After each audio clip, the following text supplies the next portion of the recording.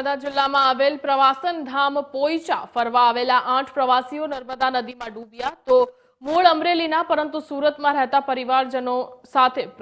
પ્રવાસન ધામ પોઈચા પહોંચ્યા હતા અને પોઈચા ખાતેની નર્મદા નદીમાં એક પછી એક નહાવા પડતા બધા તણાયા હતા તો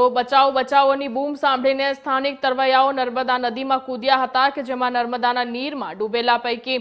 એકનો જે છે આબાદ બચાવ થયો છે ત્યારે નર્મદા નદીમાં ડૂબેલા 8 પૈકી હજુ પણ 7 લોકોની શોધખોળ સ્થાનિક તરવૈયાઓ દ્વારા કરવામાં આવી રહી છે તો આ ગંભીર ઘટનાની જાણ થતાં જ રાજપીપળાથી ફાયર ફાઇટરો ઘટના સ્થળે પહોંચ્યા છે।